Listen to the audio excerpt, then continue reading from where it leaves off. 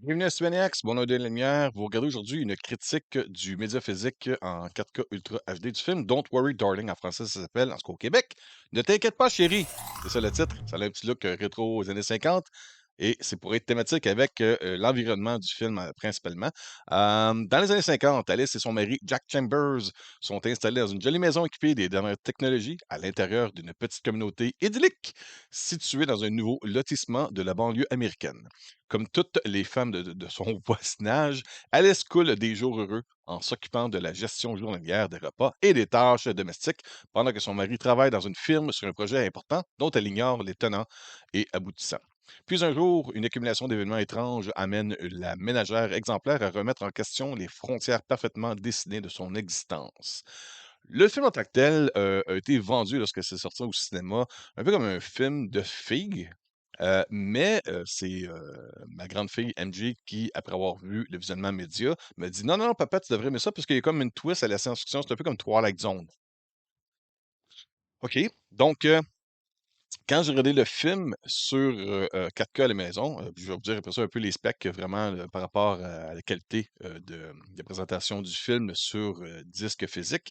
Le film est très pour le côté, environnement et en univers qu'on vit dedans, là, c'est très, similaire. C'est comme un amalgame un peu de Pleasantville, de Truman Show, même un peu Édouard aux mains d'argent. Mais en même temps, on a du Matrix, The Island, Source Code et tout récemment sorti sur Amazon Prime, la série Upload qui a déjà 2 saisons. Ça vous donne une idée un peu de l'amalgame. On y voit un peu comme si, Neo se connecterait, sans savoir à ses dépens, dans l'univers de la Matrice, mais qu'au lieu de vivre dans un ère moderne, on le fait vivre dans un ère des années 50. Et il y a une raison en arrière de tout ça qui est, plus côté monétaire et non vital comme on le voit dans d'autres films de science-fiction du même genre. J'ai aimé le film, l'histoire en tant que telle, j'ai bien aimé, sauf que comme je vous donne toutes les références un peu de genre qu'on a vu ailleurs. Il n'y a pas grand-chose de nouveau là-dedans. On fonctionne avec un petit budget, je pense que c'est 30 millions de dollars américains pour pouvoir faire ce film-là. Il s'apparaît à l'écran. On se concentre plus sur le jeu des acteurs que du sci-fi, quoi que ce soit. C'est plus un côté ambiance et essayer de comprendre qu'est-ce qui se passe autour de soi. Euh, c'est réalisé par Olivia Wilde, le producteur Roy Lee, Cady Silverman, Olivia Wilde et Mary Yoon, scénariste Cathy Silverman, Carrie Van Dyke et Shane Van Dyke. Et ça met en vedette Florence Pugh, qu'on a vu jouer le rôle d'Alice Chambers. Il y a Harry Styles, très très connu du monde artistique de la musique, qui joue le rôle de Jack Chambers. Olivia Wilde qui joue Bunny, Chris Pine qui joue Jack. Il y a Gemma Chan qui joue le rôle de Shelley et Kiki Lane qui joue le rôle de Margaret. Il y a comme un peu un environnement un peu il se passe de quoi? On ne sait pas c'est quoi, mais on le voit venir. Surtout quand on voit plein d'éléments ou d'autres films ou séries du genre, tu commences à comprendre qu'est-ce qui se passe, malgré le fait que, après avoir vu le film, il y a quelques éléments de l'histoire que j'ai pas vraiment tout compris. Donc, je vais regarder une deuxième fois pour vraiment peut-être, mieux comprendre, l'histoire du début à la fin. Mais c'est bien réussi quand même. Je veux dire, si vous avez pas, si vous êtes pas si vous êtes pas comme un tripeux de films de science-fiction, vous allez quand même vous retrouver dans ce genre de film-là, où est-ce qu'il y a une twist, heu, qui te permet de comprendre, la raison des hommes qui partent tous les matins qui vont travailler. Je vous spoil rien ici, là, sauf qu'il y a vraiment une affaire, qui se passe de louche tout le long du film, de la façon que les personnages jouent, dans l'environnement, les décors, le, en tout cas, il y a une utilité, sans vous dire quoi que ce soit. Il y a ça comble un besoin, ce qui se passe dans ce film-là. On va dire ça comme ça.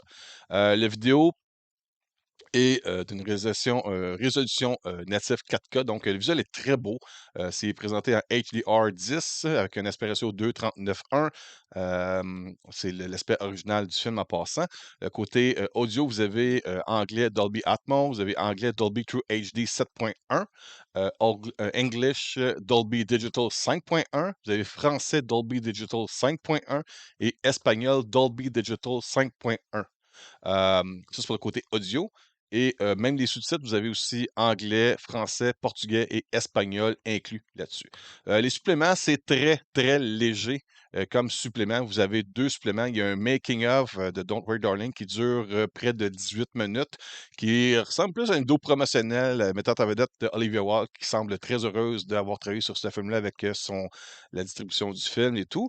Et l'autre est vraiment un court segment, une scène qui a été retirée, qui est en noir et blanc, qui dure même pas une minute, qui est sans contexte vraiment, qui représente un peu une scène qui était de trop, qu'ils ont mis comme supplément là-dessus, mais qui serait pas grand-chose, qui est pas révélatrice, de quoi que ce soit d'important pour l'histoire du film Don't Worry Darling.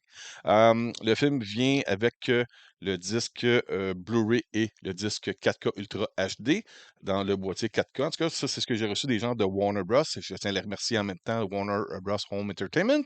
Et puis, ben, c'est ça, je vous recommande quand même le film. Ça vaut vraiment la peine. C'est un beau petit divertissement. C'est de la science-fiction que vous pouvez regarder en couple. Hein? On peut dire ça comme ça. Donc, j'espère que vous avez aimé la petite présentation, la petite critique un peu. Le film, c'est bien. La qualité visuelle, elle est parfaite. Le côté sonore fonctionne très bien aussi. Et puis, c'est juste que le côté supplément, c'est assez léger. Donc, si vous voulez gratter heu, pour pouvoir, comment je peux dire ça? Rendre profitable l'achat d'un film, en 4K média physique, je vous dirais que vous ne retrouverez pas, la valeur marchande de l'achat avec des suppléments sur un film comme ça. C'est vraiment très léger de ce côté-là. C'est plus pour le film en tant que tel. Ben, c'est ça. Merci beaucoup d'avoir regardé. Mon nom est Denis Lemierre pour Cinemaniacs. À bientôt. Bye bye.